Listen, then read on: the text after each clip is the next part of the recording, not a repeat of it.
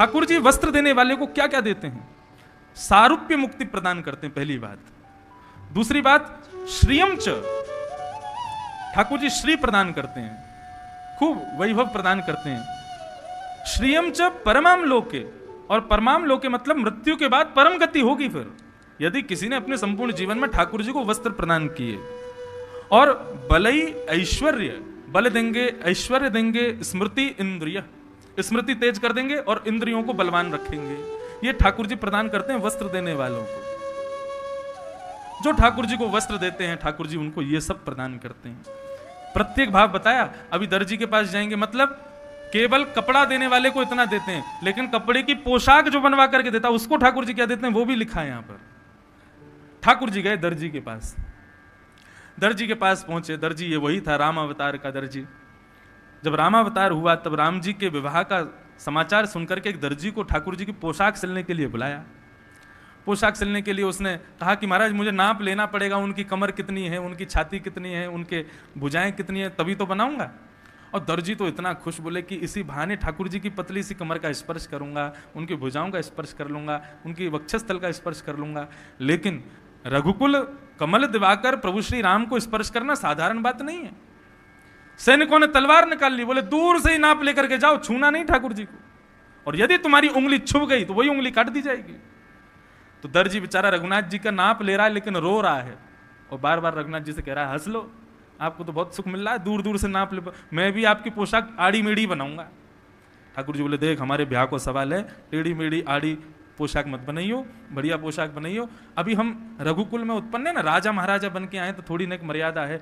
हम द्वापर में कृष्ण बन के आएंगे, तब ग्वारिया बन के आएंगे, तब हमको कोई भी छुइयो, कोई भी पकड़ो, कोई के लिए कोई नियम नहीं, तब हम तेरी दुकान पे आएंगे।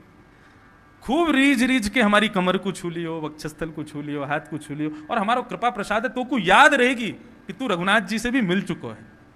जैसे ही मैं आऊंगा तो को स्मरण आ जाएगा तू कौन है। ठीक है। एक युग बाद द्वापर में जब कृष्ण पधारे, अब वही लहराते हुए वस्त्रन को लेके ठाकुर जी जा रहे हैं फिटिंग करवावे। जैसे ही दर्जी की दुकान पर पहुंचे, दर्जी ने जैसे ही देखा, वो उसको सारी स्मृति आ गई, अरे ये तो वही रघुनाथ जी हैं। ठाकुर जी ने इशारा कर दिया, बोले पहले इनके कपड़ा बना के इन्हें विदा कर दे, फिर मैं आऊंगा तेरे पास। सब ग्वाल वालों के वस्त्र उसने सिद्ध कर दिए, सबको ग्वाल वालों को ठाकुर जी ने कहा तुम लोग चलो मैं अपनी कपड़ा करवा के आऊं। ठाकुर जी भीतर प्रवेश कर गए, भीतर कक्ष में पहुंच गए, बोले अब भैया तेरे सामने खड़े हैं, जैसो चाहे जो चाहे वह कुछ स्पर्श कर ले। दर्जी ने खूब उमड़ घुमड़ करके ठाकुर जी की कमर को पकड़ पकड़ के, कभी हाथन को पकड़े, कभी वक्षस्थल को पकड़े, कभी चरणन को पकड़े, एक एक अंग का स्पर्श किया और ठाकुर जी ने खूब प्रेम से स्पर्श करवाया। जो ठाकुर जी को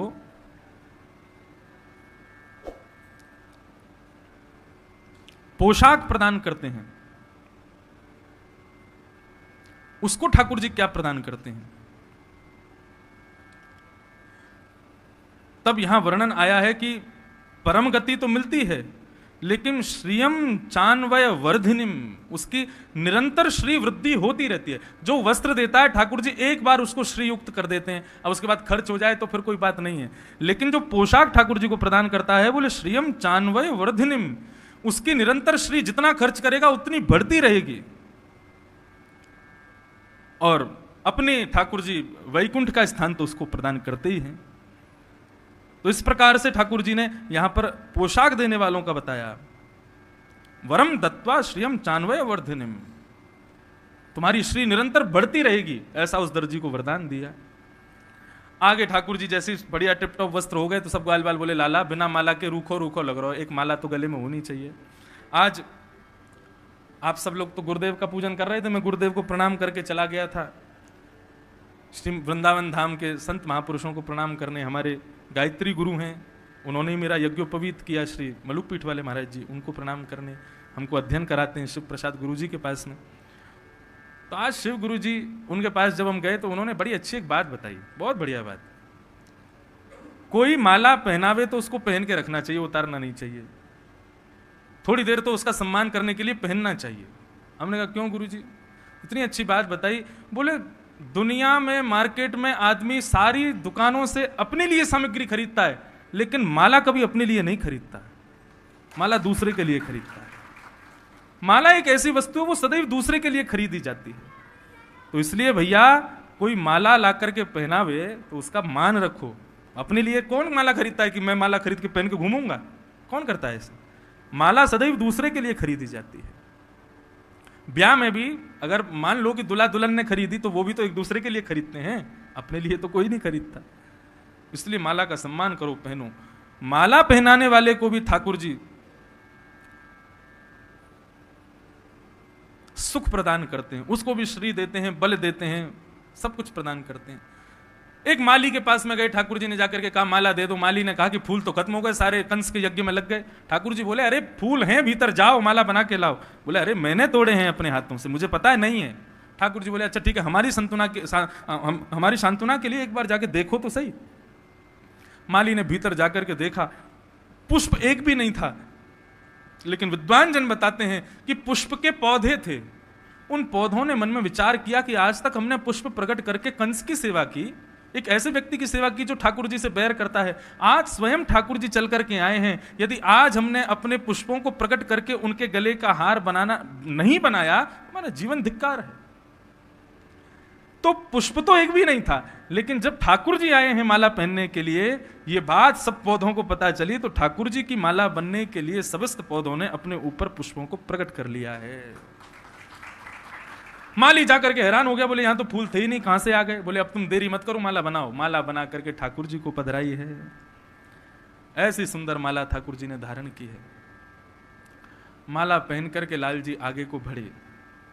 ब्रजवासी कहने लगे, बोले लाला वस्त्र भी बढ़िया है, माला भी है, लेकिन जब तक चंदन नहीं आवे को माथे पे आनंद नहीं आवे। ब्रजवासी तो पूरे मुंह पे चंदन पोत के चले, आनंद तभी आवे ब्रजवासी को। ठाकुर जी बोले उसकी भी व्यवस्था हो जाएगी, चिंता क्यों करते हो? इतने में ही महाराज 3 जगह से त्रिभुज, जिसकी 3 जगह से कमर टेढ़ी है, ऐसी कुब्जा सामने से आ रही थी। कोई भी उससे बात नहीं करता था, कुरूपणी थी। ठाकुर जी ने जैसे ही उसको देखा, हे सुंदरी तुम कहां जा रही हो? किसी नटवर के मुख से अपने प्रति सुंदरता का वाच्य सुनना उसके लिए बहुत बड़ी बात थी।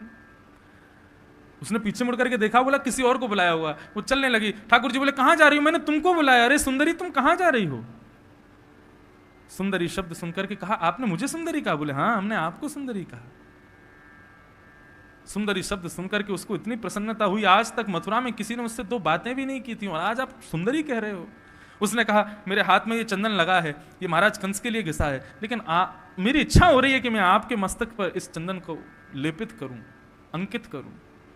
ठाकुर जी ने तुरंत अपने केश ऊपर किए, बोले लगाइए।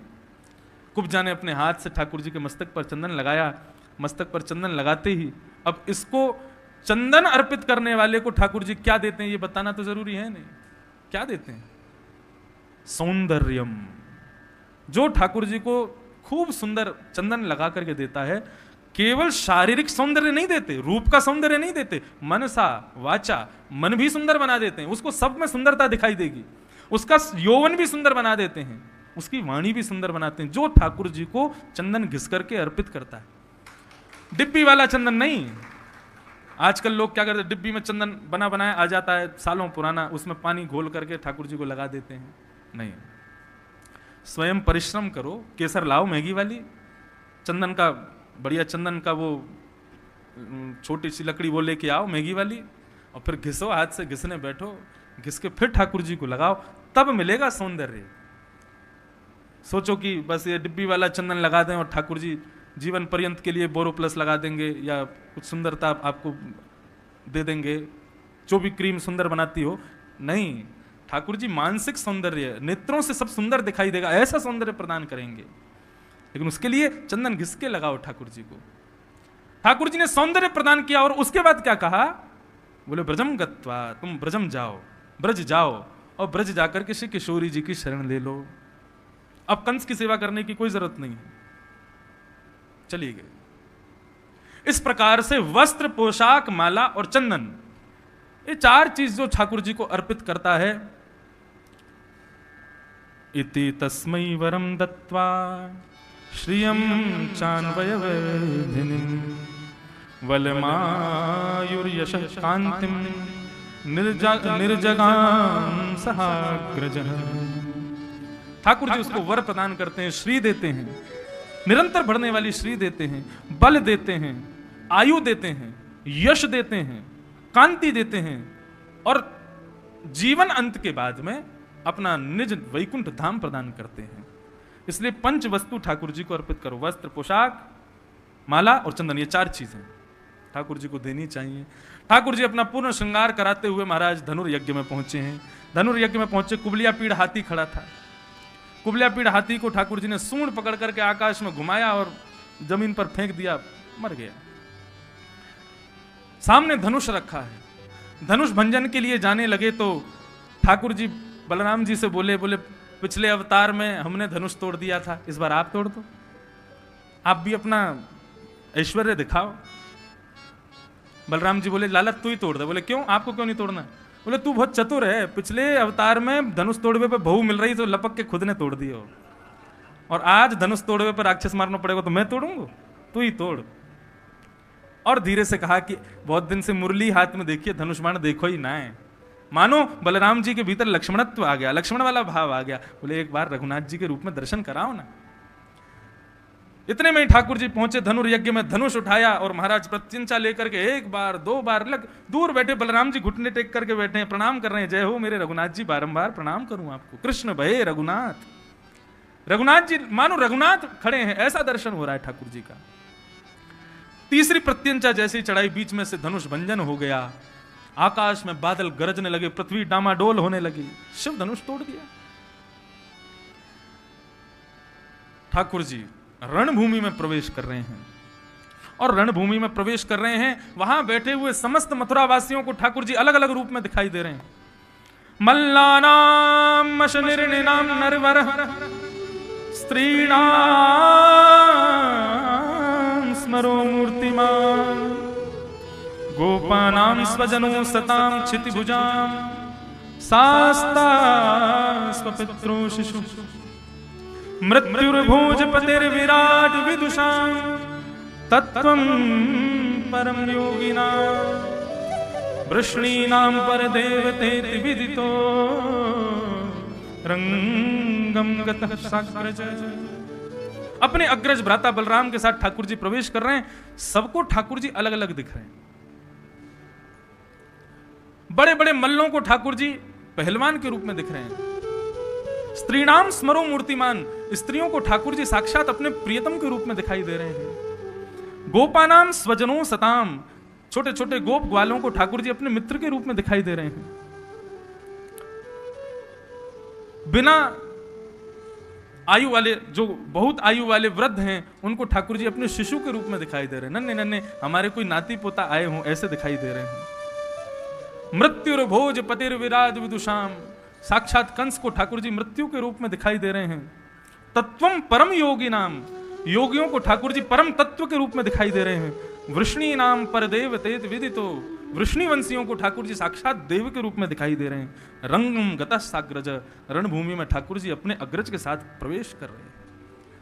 ऐसे सुंदर ठाकुर जी सबको अलग अलग, जाकी रही भावना जैसी प्रभु मूरत देखी तिन तैसी, सबको ठाकुर जी अलग अलग दिखाई दे रहे हैं। किसी को पाषाण दिखते हैं और किसी को ठाकुर जी बिल्कुल सचल दिखते हैं। ऐसे ठाकुर जी का मंगलमय मनोहर रूप सबको दिख रहा है। मल्लों के साथ में ठाकुर जी ने युद्ध करना शुरू कर दिया।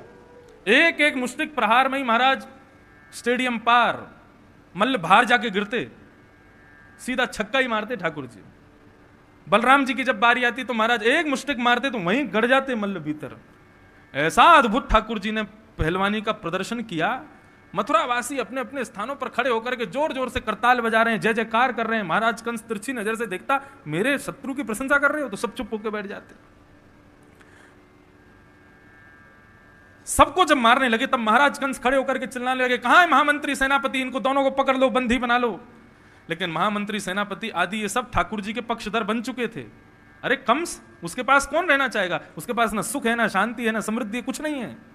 सब ठाकुर जी के पक्षधर हो चुके थे। ठाकुर जी के ऐश्वर्य को देख के सबने मन में बना लिया, बोले यही राजा बनेंगे अगले मथुरा के, इन्हीं की प्रशंसा करो, इन्हीं के पक्ष में चले जाओ, कंस मर जाएगा, इन्हीं के पक्ष में रहेंगे हम। तो महामंत्री आदि सबको देखता है तो सब नीचे खड़े हैं ठाकुर जी के बगल में। बोले सबने हाथ छोड़ दिया मेरा, सबने साथ छोड़ दिया।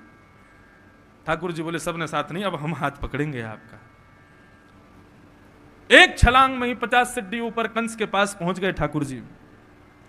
कुछ नहीं किया, सीधा उसका मुकुट फेंका दूर, केश पकड़ करके ठाकुर जी ने 50 सीढ़ी ऊपर से उठा करके जमीन में पटका और फेंकते ही कंस के प्राण निकल गए। मारा ही नहीं ठाकुर जी ने, कोई बल का प्रयोग नहीं किया ठाकुर जी ने। यहां पर स्पष्ट लिखा, केश पकड़ के ठाकुर जी ने ऊपर से बस नीचे फेंक दिया, 50 सीढ़ी नीचे गिर करके तो मर गया कंस। लेकिन ठाकुर जी ने देखा, बोले एक ने भी ताली नहीं बजाई, ये सब लोग भयभीत हो रहे हैं, कंस कहीं उठ नहीं जाए। तब ठाकुर जी 50 सीढ़ी ऊपर से उसकी छाती पर कूदे और एक पैर उठा करके फिर पूरी रणभूमि में घुमाया, सबको दिखाया कि तुमको कष्ट देने वाला कंस मर गया, अब उत्सव मनाओ। तब सब ने भुजाएं उठा करके खूब करताल बजाई, ठाकुर जी की खूब जय जयकार की। बोलो कंस मर्दन भगवान की, बाल कृष्ण लाल की। सब ने ठाकुर जी को खूब खूब वंदन किया। आहा, ऐसे ठाकुर जी अभी तक तो मनमोहन बने भाई, आज कंस मर्दन बन गए। अभी तक तो मदन मोहन कामदेव को मार रहे थे, लेकिन आज कंस को मारा है ठाकुर जी ने। ऐसे सुंदर लाल जी लग रहे हैं। 2 मिनट वंदन कर लो, हम भी उत्सव मना लें कंस की मृत्यु का। बोल कंस मर्दन भगवान की।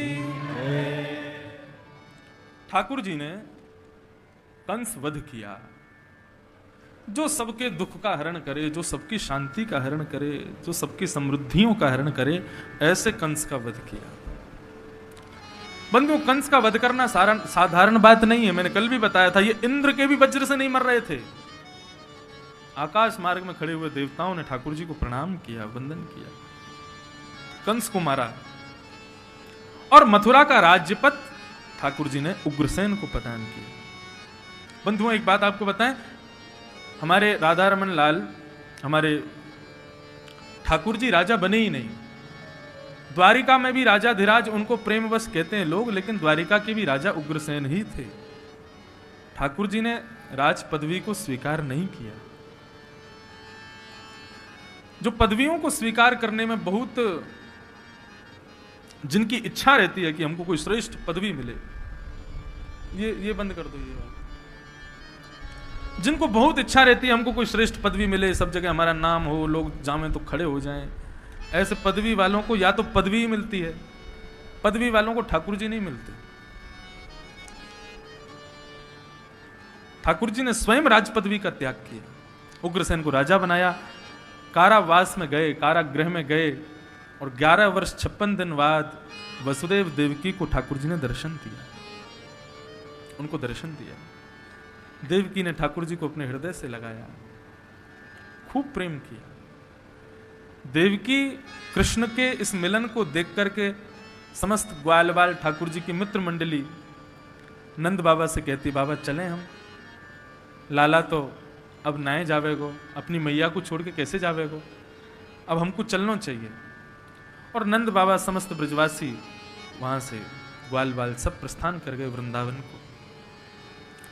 ठाकुर जी पढ़ने के लिए गुरुकुल गए, गुरुकुल में जाकर के अध्ययन किया, मित्र सुदामा से मिले, गुरु दक्षिणा में गुरुपुत्र को लाकर के गुरुदेव को अर्पित किया।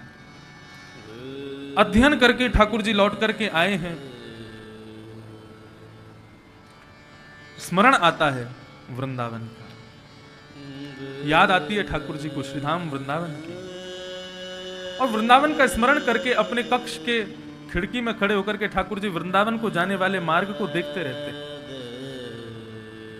और ब्रज में बिताए गए प्रत्येक क्षण का ठाकुर जी स्मरण करते हैं। आज देवकी मन में विचार करती है, मेरो लाला इतने समय बाद आयो है, आज अपने हाथन से भोजन सिद्ध करके वाकू पवाऊंगी। भोजन की थाली लेकर के और उस थाली के मध्य में माखन मिश्री को रख करके जब देवकी ठाकुर जी के कक्ष में प्रवेश करती है, लाला आजा भोजन कर ले। लगभग 12-13 वर्ष के ठाकुर जी की आयु हो गई। इतने वर्षों से ठाकुर जी ने मैया को मां का सुख प्रदान नहीं किया। आज पहली बार मां पहुंची है स्वयं अपने भाग का सुख प्राप्त करने के लिए। ठाकुर जी हाथ धोकर के आए, जैसे ही पाने के लिए बैठे, सोने की थाली में विविध प्रकार के व्यंजन रखे हैं, रोटी रखी है, पूड़ी रखी है, कचौड़ी रखी है, दुनिया भर की सब्जियां मिष्ठान रखे हैं। सबको ठाकुर जी देख रहे हैं, बड़े प्रसन्न हो रहे हैं। मध्य में जैसे ही माखन मिश्री को देखा है, यशोदा का वात्सल्य ठाकुर जी को स्मरण आने लगा, नेत्रों से अश्रुधार बहने लगी, रोने लगे, रुदन करने लगे।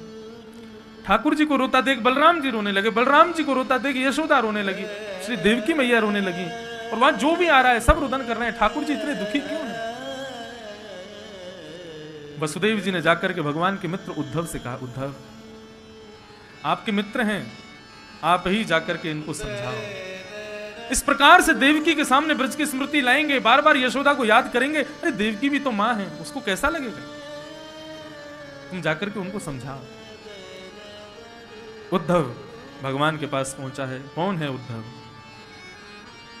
वृष्णि नाम प्रवरो मंत्री कृष्णस्य दैतसखा शिष्यो बृहस्पते साक्षात् उद्धवो बुद्धि संसदा। बंधु, उद्धव साधारण नहीं है। दैत शब्द या तो गोपियों के द्वारा ठाकुर जी के लिए प्रयोग किया गया है, या श्री शुकाचार्य जी महाराज उद्धव जी के लिए प्रयोग कर रहे हैं कि ठाकुर जी का मित्र दैत सखा उद्धव। उद्धव साधारण नहीं। भागवत में एक जगह ठाकुर जी कहते हैं कि उद्धव मेरा ही स्वरूप है, मेरा ही भाव अंग है उद्धव।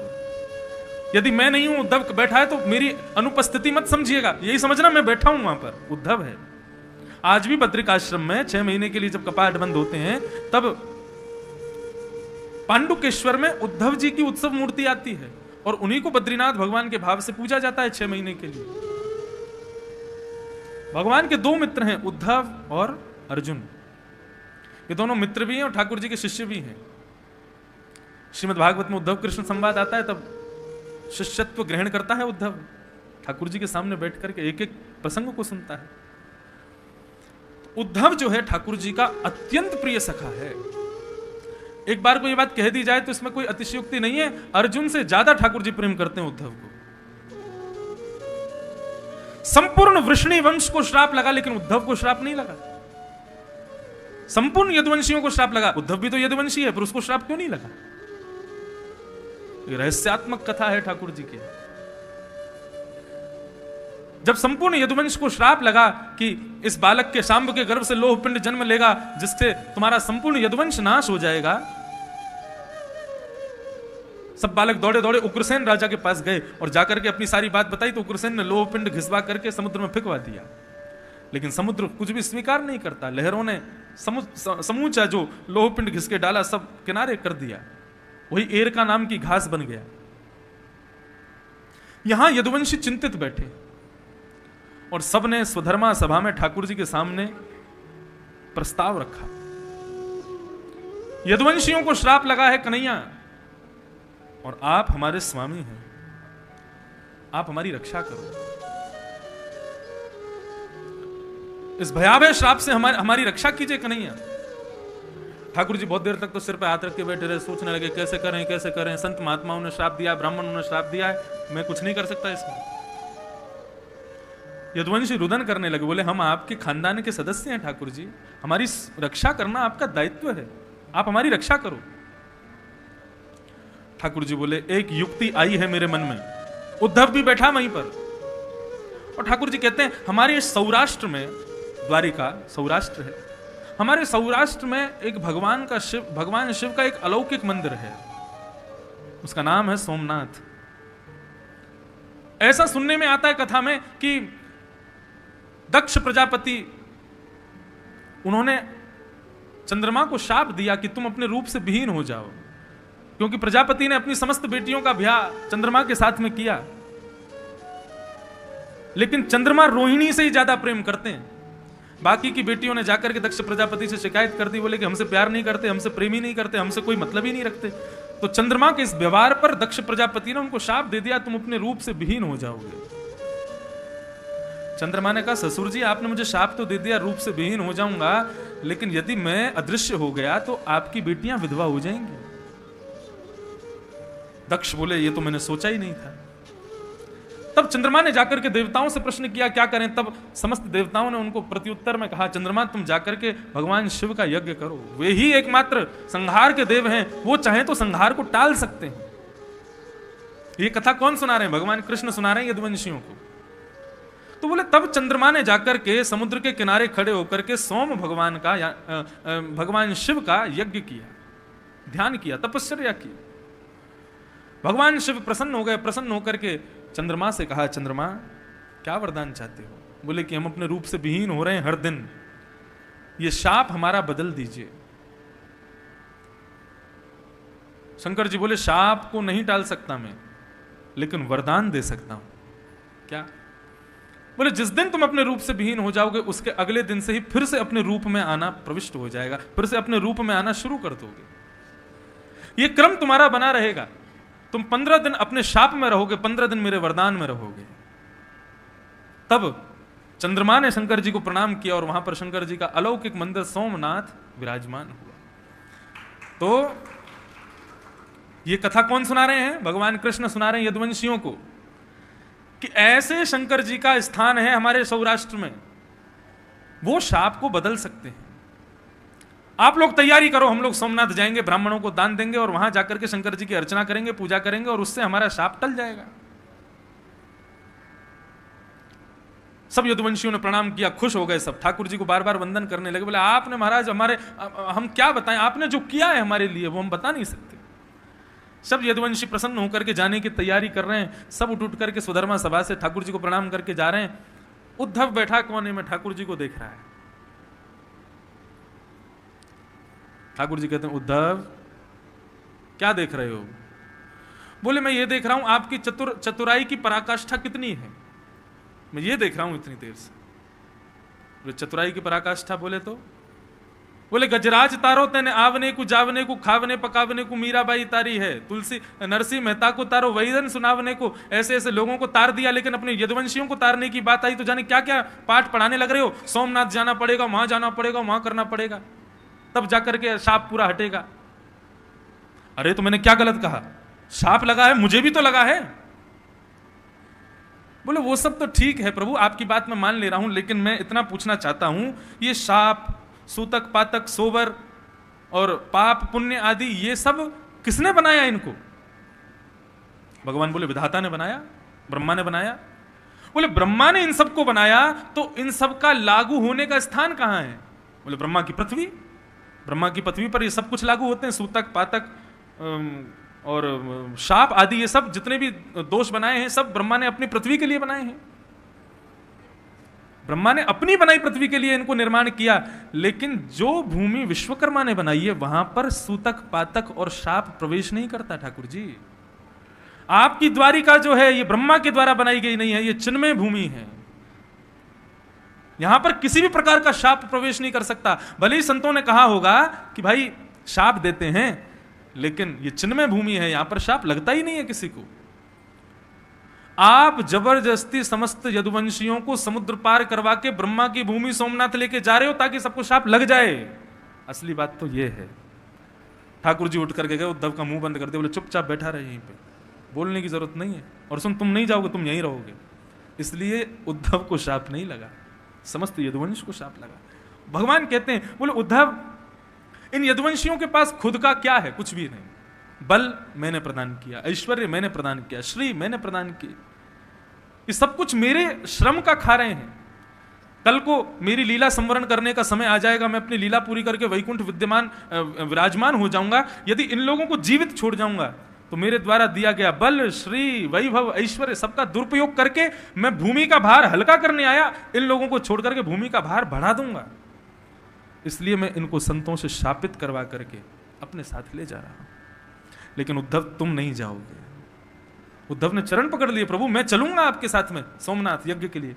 ठाकुर जी ने कहा तुझे मेरी सौगंध है उद्धव, तू नहीं जाएगा, मेरी भक्ति का प्रचार तेरे माध्यम से होगा, तू मेरा दैत्य सखा है, तुझे इस धराधाम पर रहना है, मेरी भक्ति का प्रचार करना है, तू नहीं जाएगा। और भगवान अकेले उद्धव को द्वारिका में छोड़ करके समस्त यदुवंशियों को नाव में बैठा करके समुद्र पार करके जैसे ही लेकर के जाते हैं, यदुवंशी जैसे ही सोमनाथ में अपने चरण रखते हैं, उतरते हैं, इतने में ही सब शापित होते चले जाते हैं, सबको शाप लग गया। उद्धव बच गए। ठाकुर जी ने उद्धव को भेजा बद्रीनाथ। तो उद्धव ठाकुर जी का अत्यंत प्रिय सखा है। आज ठाकुर जी उसको ब्रजमंडल भेजने वाले हैं। क्यों? इतना ज्ञानी तो है। वृष्णीनाम प्रवरो मंत्री कृष्णस्य दयित सखा शिष्यो बृहस्पतिर साक्षात, बृहस्पति का शिष्य है उद्धव। बुद्धि सत्तम, बुद्धि में बहुत अच्छा है उद्धव, फिर क्यों उसको वृंदावन भेज रहे हैं? बोले उद्धव ज्ञानवान तो है लेकिन अभी प्रेमवान नहीं है। अष्ट छाप के एक सखा अपने पद में गाते हैं,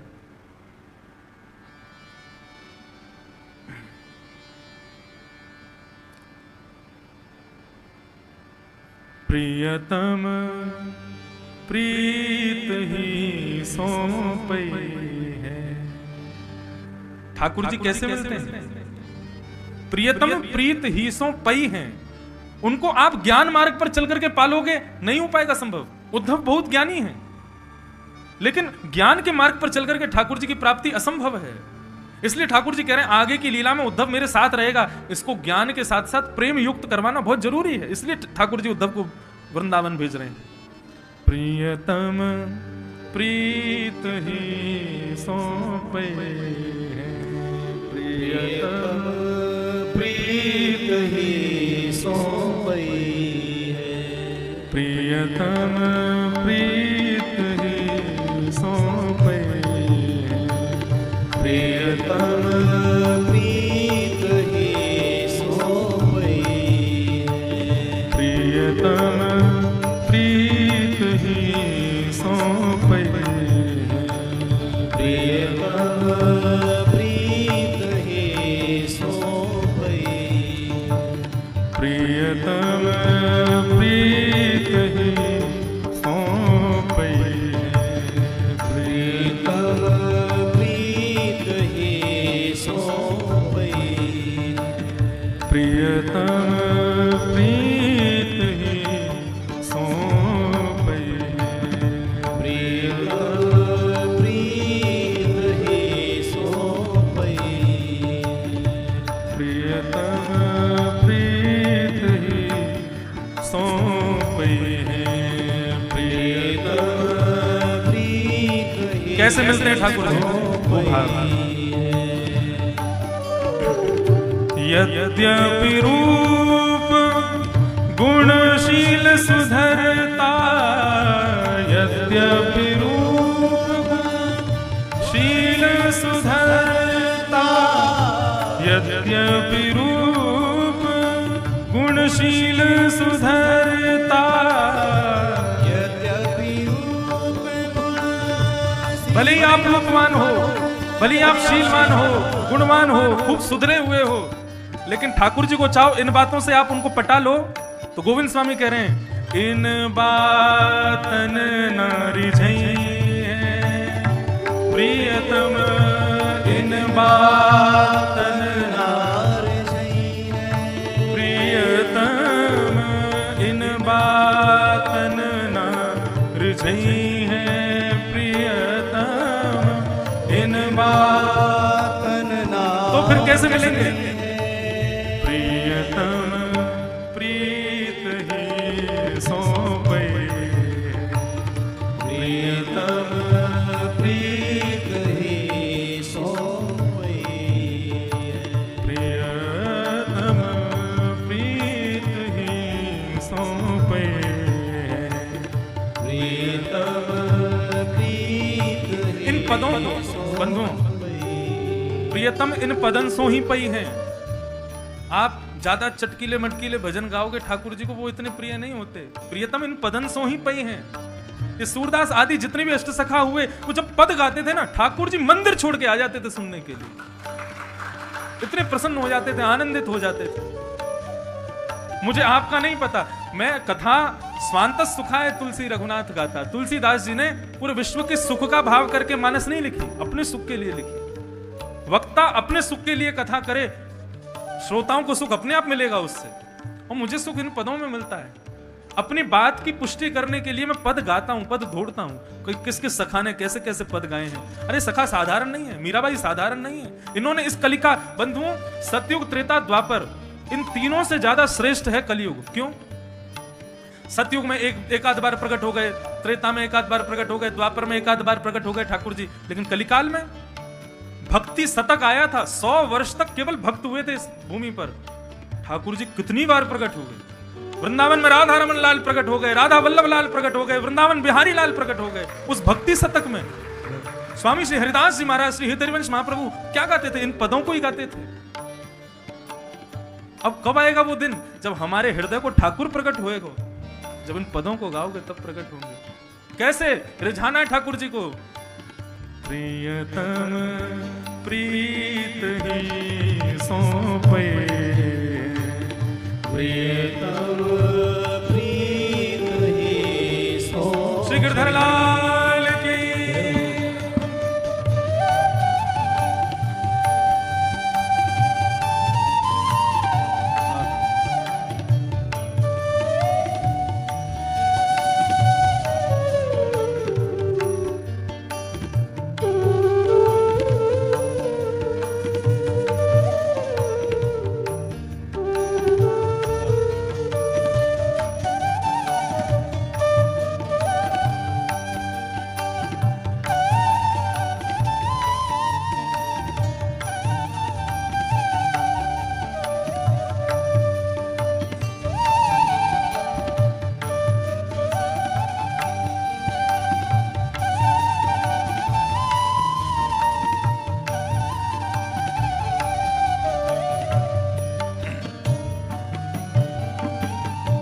सतकुल जन्म कर्म शुभ लक्षण, सतकुल जन्म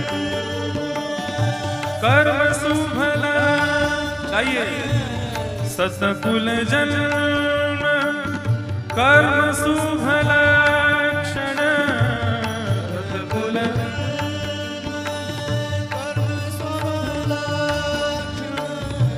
वेद पुराण पढ़े हैं प्रियतम, वेद पुराण पढ़े हैं। भले ही आप सत्कुल में जन्मे हैं, भले ही बहुत सुंदर आपके कर्म हैं, सत्गुण संपन्न हो आप, वेद पुराणों का अच्छा ज्ञान भी हो गया है आपको, लेकिन श्री गोविंदास जी कह रहे हैं इन सब से ठाकुर जी नहीं मिलेंगे। कैसे मिलेंगे? गोविंद प्रभु बिना स्नेह सुहालो, गोविंद प्रभु बिना स्नेह सुहालो, गोविंद प्रभु बिना स्नेह सुहालो, गोविंद प्रभु बिना स्नेह सुहालो, गोविंद प्रभु बिना स्नेह सुहालो, गोविंद प्रभु। जब तक हृदय में प्रेम नहीं होगा, स्नेह नहीं होगा, रसना कहा जो न चाहिए प्रियतम, रसना कहा जो न चाहिए। गोविंद स्वामी क्या कह रहे हैं? रूप है, गुण है, शीलता है, सुधरे हुए हो, सतकुल में जन्म हुआ है, कर्म शुभ है, तुम्हारे लक्षण भी बहुत अच्छे हैं, वेद पुराण पढ़े हुए हो, लेकिन ये सब है स्नेह प्रेम में नहीं, प्रेम हृदय में नहीं है ठाकुर जी के प्रति, इन सब से नहीं रिझेंगे ठाकुर जी। लेकिन ये सब नहीं है और स्नेह प्रेम में है, तो रसना कहाँ जो न चाहिए। आप रसना से गाओगे और वही श्याम सुंदर आपके सामने नाचेंगे केवल प्रेम के प्रभाव से। गोविंद प्रभु बिना स्नेह सुहालो, गोविंद प्रभु बिना स्नेह सुहालो, रसना कहा जो न चाहिए प्रियतम, रसना कहा जो न चाहिए प्रियतम, रसना कहा जो न चाहिए प्रियतम, रसना कहा जो न चाहिए। प्रीत ही सौंपे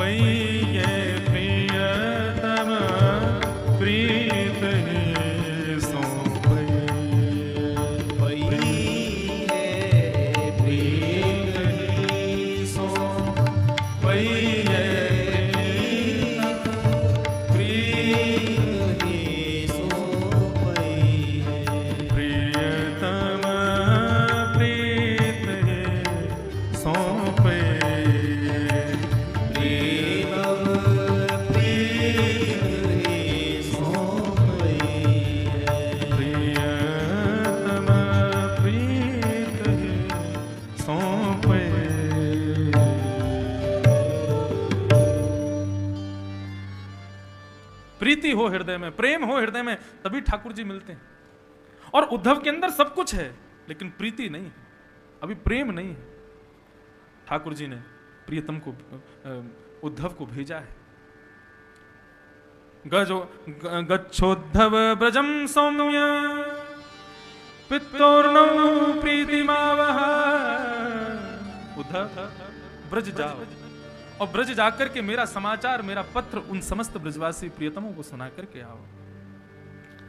ब्रजवासी सब राह तक रहे हैं, ठाकुर जी कब आएंगे।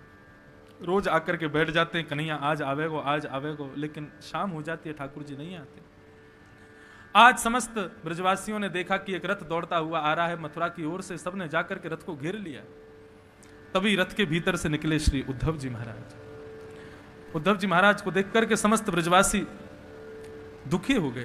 बोले कृष्ण नहीं आए? बोले वे महाराज हैं, आजकल बहुत व्यस्त हैं, उनको अवकाश नहीं है, आप लोगों की याद आती है तो मुझे भेजा है। बोले ये कैसा मित्र है, परसों की कह के गए हो, बरसों तक आए हो नहीं, बरसों बाद भी याद आई तो अपना मित्र भेज दिए हो।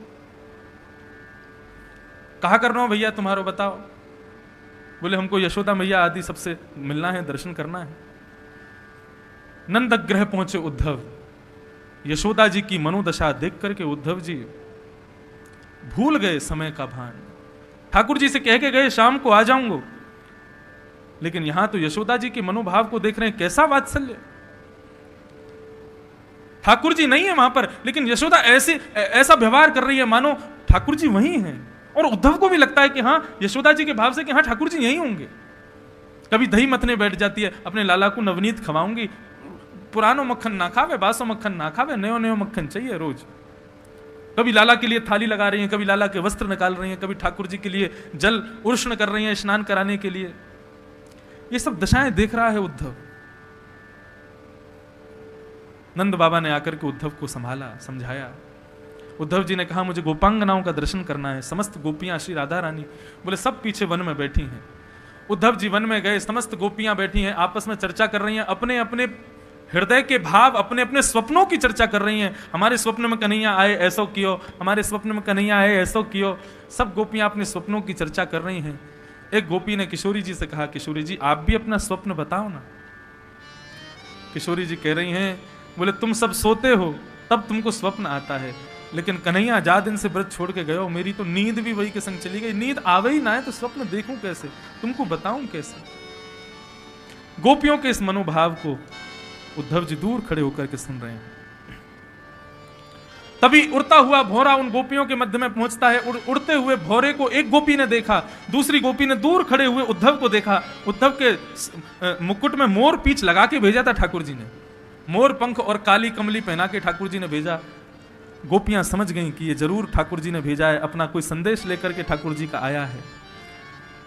उद्धव को केंद्र में लेकर के उस भौरे को देखते हुए गोप्युवाच, सावधानी, श्रीमद् भागवत में युगल गीत आया, गोपी गीत आया, सब जगह गोप्य ऊंचू, गोपियों का समूह बोल रहा है, गा रहा है। लेकिन इस भ्रमर गीत में गोप्युवाच एक गोपी बोल रही है बस, और ये एक गोपी कोई और नहीं है, क्योंकि भ्रमर गीत में ठाकुर जी को खूब सुनाई जा रही है और इतनी क्षमता श्री किशोरी जी में ही है और किसी में नहीं है। ये भ्रमर गीत किसी गोपी ने नहीं गाया है, ये श्री किशोरी जी ने गाया है। मधुपके तव बंधो मास्पृशांग्रिं सपत्न्या कुच विलुलित माला कुंकुमश्मश्रुवेन बहतु मधुपतिस्तन मानिनीनां प्रसादं यदु सदसि विडम्बम् यस्य दूतस्त्वमेत्रे मधुपके तव बंधो।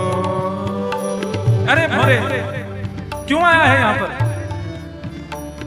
तेरी मूंछों में जो कुमकुम लगा है ये जरूर श्री कृष्ण के चरणों से लेकर के आया होगा, और श्री कृष्ण के चरणों में ये कुमकुम जरूर मथुरा की गोपियों के वक्षस्थल से आया होगा। तू हमको प्रणाम मत करना भोरे, तू कपटी है और तेरा मित्र कृष्ण भी कपटी है। भोरा बोला क्यों? मैं कपटी क्यों? कृष्ण को बोलो, मुझे क्यों बोल रही हो? बोले क्योंकि तुम दोनों का स्वभाव एक जैसा है। तू एक पुष्प के ऊपर बैठता है, उसके रस को ले लेता है, जब रस खत्म हो जाता है तो दूसरे पुष्प पर जाकर के बैठ जाता है। ऐसा ही तेरा कन्हैया है। कल तक हम ब्रजांगनाओं के साथ में यहां विहार कर रहा था, आज मथुरा प्रिय लगता है उसको, याद नहीं आती उसको हमारी। गोपियां गा रही है, सकृदधर सुधाम स्वा मोहिनीं पाययित्वा सुमनस इव सद्य तत्यजेस्मान् भवाग्रे सुमनस इव सद्य परिचरति कथं पादपद्मं तु पद्मा यपिबत चेता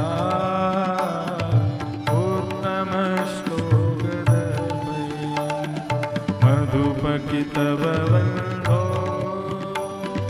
माश्मशाङ्घ्रिं सपत्न्यां कुचविलुलितमाला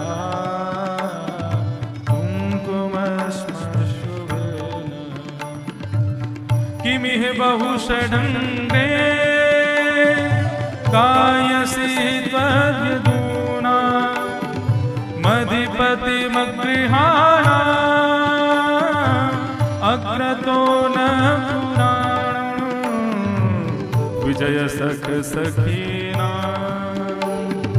गीयतां तत्प्रसङ्गः क्षपितकुजुरजस्ते कल्पयन्तिष्ठमिष्टा मधुपकितव बन्धो मधुपकितव बन्धो मधुपकितव बन्धो। गोपियों ने ठाकुर जी को गाली दी, कितब कहा। राधा रानी बोली, एक बात बताओ, कन्हैया से हमारा प्रेम कैसे हुआ था? एक गोपी बोली कथा सुनने से हुआ। बोले तो अच्छा, ये कथाकारों को भी पकड़ो, लाइन में लो इनको। और महाराज फिर राधा रानी ने कथाकारों को गाली दी है। क्या कह रही हैं? बोले भैया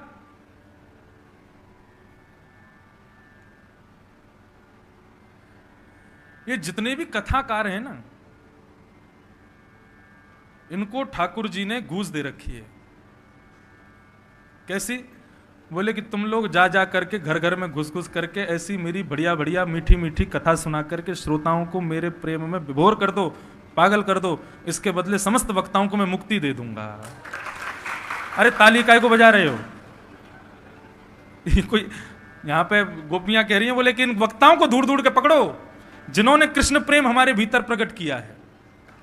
इन कथाकारों की वजह से ही तो ये कृष्ण प्रेम उत्पन्न हुआ, और वो कृष्ण प्रेम उत्पन्न करा के खुद तो 7 दिन में दक्षिणा लेके चले जाते हैं, हमको यहां पर कृष्ण प्रेम में विभोर छोड़ जाते हैं। ठाकुर जी के ऐसे ही गोपियां सब, श्री किशोरी जी अपने भाव से ठाकुर जी को खूब सुना रहे हैं। विसृज शिरसि पादं वेद्यहं चाटुकारैः रनुनय विदुषस्ते भेद्य दैत्यै मुकुन्दा स्वकृत इह विशिष्टा पत्यपत्यन्यलोका व्यसृजद कृतचेता किं नु सन्ध्येमसस्मिन्। क्या बेकार, ये कन्हैया आज का कपटी थोड़ी है, केवल हम गोपियों के साथ कपट किया ऐसा थोड़ी है। ये तो अपने प्रत्येक अवतार में कपट करता है। भौरे ने कहा कौन से अवतार में किया? बोले राम बन करके गए, छुप करके बाली को बाण मार दिया, क्या बिगाड़ा था बेचारे ने। शूर्पणखा आई ब्याह करने के लिए तो उसके नाक कान काट दिए। अरे ब्याह का कोई प्रस्ताव लेकर के आता, नहीं करना मना कर दो, नाक कान कौन काटता है? उसको खुद का भी नहीं बनाया, किसी और का रहने भी नहीं दिया, उसको बेचारी को कोई देखता भी नहीं था, उसके संग भी ऐसा किया। बलि त्रिलोकी का साम्राज्य मेहनत करके पाया उसने, बामन बनकर के, छोटो सो बनकर, कितनी चाटुकारी है इसकी कन्हैया की। नेक सो बन के गयो, 3 पग जमीन चाहिए बस हमको। बलि ने प्रसन्न होकर के वरदान संकल्प ले लिया, सोई विराट बन गए, 2 पग से 3 लोक नाप लिया, 3रा पग छोड़ा ही नहीं बेचारे के लिए। ये आज को कपटी थोड़ी है, हम गोपियां ही इसके कपट के जाल में फंसी हैं ऐसा थोड़ी है, ये तो जन्म जन्म का कपटी है।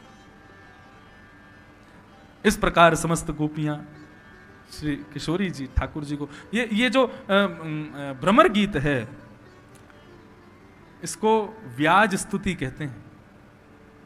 इस पर भी मैंने सप्त गीतों पर जब कथा की थी तब भ्रमर गीत भी पूरा कहा था। तो भ्रमर गीत में ठाकुर जी, व्याज स्तुति का मतलब है तो स्तुति, लेकिन निंदा करते हुए स्तुति कर रहे हैं। एक बार कुम्मन दास जी ने करी थी एक राजा की।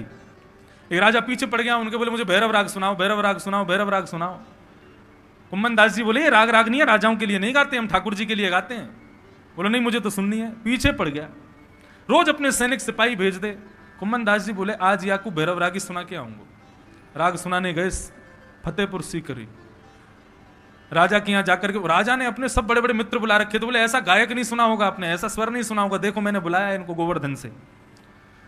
कुम्मन दास जी बोले आज्ञा करें, मुझको जल्दी पहुंचना है गोवर्धन, क्या सुनाना है जल्दी सुना के जाऊंगा। बोले राग भैरव सुनाओ। अब तो महाराज राग भैरव तान छेड़ दी। जैसी भैरव तान छेड़ी, कुम्मन दास जी बैठ गए। बैठ करके उन्होंने गाना शुरू किया। बोले राजा ने कहा है राग भैरव सुनाओ, गाना क्या, ये तो मैं स्वतंत्र हूं, सुनाऊंगा राग भैरव, लेकिन राजा की निंदा करते हुए सुनाऊंगा। भगत को कहा सीकरी सो कान, आवत जात पन्हैया टूटी, बिसर गयो हरि नाम। भगत को कहा सीकरी सो कान। आज हमारे संपूर्ण जीवन का सबसे काला दिन है, कुम्मन दास जी कह रहे हैं। राजा बोला क्यों? बोले जाको मुख देखत दुख लागत, ताको करन पड़ी परिणाम। कुंभन दास लाल गिरधर बिन, और न दूसरो कान। भगत को कहा सीकरी सो कान। राजा अपनी लाज बचाने के लिए अब क्या करे? इनने तो कह दी पूरी, मेरी मिट्टी मिला दी पूरी, सबके सामने क्या क्या बोल रहे हैं। आवत जात पनैया टूटी, हमारी पनैया टूट गई हैं, तेरी वजह से आज हरि नाम नहीं बोला हमने। क्यों? पैरन में छाले पड़ गए, पनैया टूट गई। राजा ने अपनी लाज बचाने के लिए कहा महाराज दक्षिणा बताओ क्या दूं। कुम्मन दास जी बोले जो मांगूंगा सो दोगे। राजा बोला निश्चित दूंगा, आप मांगने में देरी करोगे, देने में देरी नहीं करूंगा। कुम्मन दास जी बोले अचरा पसार के मांग रहा हूं, दोबारा जीवन में कभी अपनो थोथड़ा हमको मत दिखाइयो, अपनो मुखमंडल मत दिखाइयो। हम लाल जी की सेवा के लिए पधारे हैं, तेरो मुख ना देखनो हमको, जीवन में कभी गोवर्धन मत आइयो, और आवे तो मेरे सामने मत आइयो। यही दक्षिणा दे दे राजा। तो इसको कहते हैं व्याज स्तुति। करी तो स्तुति, लेकिन उसमें राजा की खूब निंदा करी। ऐसे ही किशोरी जी यहां पर व्याज स्तुति कर रही हैं, ठाकुर जी की स्तुति गा रही हैं, लेकिन खूब सुना सुना के कह रही हैं तुम तो ऐसे हो, वो तो ऐसा है, वो तो ऐसा है। सब बात कहते कहते महाराज अंत में श्री उद्धव जी महाराज ने जाकर के समस्त गोपियों को प्रणाम किया, और प्रणाम करते हुए श्री उद्धव जी ने भगवान का पत्र सुनाया। ये बहुत जरूरी सुनने लायक विषय है। इसको सुनकर के सीधे हम तो सोच रहे थे पता नहीं कहां तक कथा पहुंचेगी, लेकिन आज हमसे 2-4 लोग बोले भैया ठाकुर जी क्वारो मत रहने दियो, ब्याह तो कर ही दियो ठाकुर जी को, ठाकुर जी क्वारे नहीं रहने चाहिए। नहीं ठीक है, ठाकुर जी ने जो पत्र लिखा है गोपांगनाओं के लिए वो सुनिए, ये जरूरी है सुनना। क्या कह रहे हैं?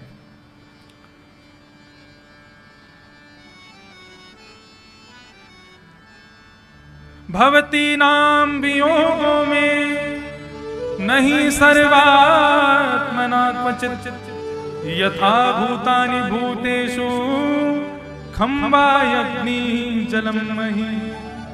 बहुत ध्यान से सुनिए सुनिए ठाकुर जी क्या कह रहे हैं। मैंने कभी आज तक अपनी कथा में ठाकुर जी का पत्र नहीं कहा, पहली बार कह रहा हूं, इसलिए ध्यान से सुनो। ठाकुर जी क्या कह रहे हैं? समस्त गोपियों को पत्र लिखते हुए ठाकुर जी कह रहे हैं कि मैं आप लोगों से दूर नहीं हूं, और ना ही आप लोग मुझसे दूर हो। कैसे? बोले जैसे पृथ्वी जल तेज वायु आकाश, ये पंच तत्व हमारे शरीर में है, लेकिन दिखाई देता है? नहीं दिखाई देता। हमारे भीतर पृथ्वी तत्व भी है, अग्नि जल भी है, वायु तत्व भी है, सारे तत्व भीतर हैं, लेकिन फिर भी दिखाई नहीं देते। और कोई चाहे कि मुझसे पृथ्वी अलग हो जाए, अग्नि अलग हो जाए, जल अलग हो जाए, तो क्या वो हो सकता है? कभी नहीं हो सकता। ठाकुर जी कह रहे हैं ठीक वैसे ही मैं गोपियों तुम्हारे भीतर हूं, और तुम सब मेरे भीतर हो। मैं ना तुमसे अलग हूं, ना तुम मुझसे अलग हो। तो फिर गोपियों ने पूछा तो फिर आप हमारे सामने क्यों नहीं हो, हमारे पास क्यों नहीं हो? जब हमसे इतना प्रेम करते तो हमसे दूर क्यों चले गए? तब भगवान कह रहे हैं यत्वहं भवतीनां वै दूरे वर्ते प्रियो दृशा, मनसः सन्निकर्षार्थं मदनुध्यान काम्यया। बहुत अच्छी बात। ठाकुर जी कह रहे हैं, बोले जिस प्रकार एक प्रियतम के परदेश जाने पर उसकी प्रियसी वो निरंतर उसका स्मरण करती रहती है, शरीर भले ही पास नहीं होता लेकिन प्रियतम कहां रहता है, बोले उसके मन में रहता है। ऐसे ही ठाकुर जी गोपियों को कह रहे हैं कि मैं तुम्हारे पास शरीर से नहीं रहना चाहता, मैं तुम्हारे मन में रहना चाहता हूं, तुम्हारे चित्त में रहना चाहता हूं। हम सब भक्तों के लिए ठाकुर जी ये कह रहे हैं, जो लोग ऐसा संशय करते हैं ठाकुर जी प्रकट क्यों नहीं होते, उनके लिए ठाकुर जी कह रहे हैं मनसः सन्निकर्षार्थम। बोले प्रेम विशुद्ध कब होता है, जब प्रियतम शरीर से पास ना हो, मन में विराजा हो। समस्त गोपियों को ठाकुर जी कह रहे हैं, मैं भले ही शारीरिक तुम्हारे साथ में नहीं हूं, लेकिन मैं मन से तुम्हारे पास हूं और तुम सब मेरे पास हो। मुझे मन में रहना प्रिय है, इसलिए मैं तुम लोगों से थोड़ा दूर हूं, लेकिन तुम चिंता मत करो। ममुपैष्यथ मामुपैष्यथ। ठाकुर जी इस प्रकार से संपूर्ण अपना पत्र लिख करके भेजते हैं और जाकर के गोपांगनाओं को उद्धव जी के द्वारा सुनवाते हैं और कहते हैं कि आप सब मेरी अत्यंत प्रियसी हो और मैं आपका प्रियतम हूं, मैं कभी आपसे दूर नहीं हो सकता। ये बात सदैव याद रखना। इस प्रकार ठाकुर जी ने पत्र लिखवा करके भिजवाया। ऊधो सूधो है चलो सुन गोपिन के बोल, ज्ञान बजाई डुमडुमी प्रेम बजायो ढोल। उद्धव जी गोपियों की बात सुनकर के ऊधे सूधे है गए, ऊधो सूधो है गए। उद्धव को हमारी ब्रज भाषा में ऊधो को मतलब रे उल्टा, ऊधो सूधो है चलो सुन गोपिन के बोल। 6 महीने कब व्यतीत हो गए उद्धव जी को पता ही नहीं चला। और श्री उद्धव जी महाराज 6 महीने बाद ठाकुर जी के पास गए। ठाकुर जी के पास जाके खूब सुनाने लगे, अरे क्या बिगाड़ा गोपियों ने, राधा रानी ने सबको छोड़ छाड़ के यहाँ मथुरा में बैठे हो, चलो मेरे साथ वापस, वहीं ब्रज में रहेंगे। ठाकुर जी महाराज बोले उद्धव अपने नेत्र बंद कर। नेत्र बंद किए, बोले खोल के देख। जैसे ही खोल के देखा समस्त गोपांगनाएं ठाकुर जी के पास वहीं प्रकट हो गई। बोले मुझसे जो प्रेम करते हैं वो कभी मेरे से दूर नहीं रहते, भले ही शारीरिक हमारा सामिप्य ना हो लेकिन मानसिक सामिप्य हमारा सदैव रहता है। इस प्रकार श्री श्री उद्धव जी महाराज के द्वारा गोपियों को ठाकुर जी ने सुख प्रदान किया। प्रेम नगर का पंथ कठिन है, प्रेम नगर का पंथ कठिन है, प्रेम नगर का पंथ कठिन है, प्रेम नगर का पंथ कठिन है। हमें ना चल पा मुसाफिर, प्रेम नगर मत जा, प्रेम नगर मत जा, मुसाफिर प्रेम नगर मत जा। वृंदावन आधा मुसाफिरों के लिए नहीं है, वृंदावन घूमने डोलवे वाले इनके काज वृंदावन नहीं है। वृंदावन का पंथ कठिन है, तामे ना चल पा मुसाफिर प्रेम नगर मत जा। यहाँ आना है तो उसके लिए आपको श्री किशोरी जी की कृपा की, कल मैंने बताया ना कंस क्यों नहीं आ पाया, किशोरी जी की कृपा नहीं थी उसके ऊपर। इसलिए भैया यहाँ आओ तो फिर ये बात दृढ़ निश्चित करके आना कि फिर बदले बदले हो जाओगे, जीवन में बदलाव आ जाएगा।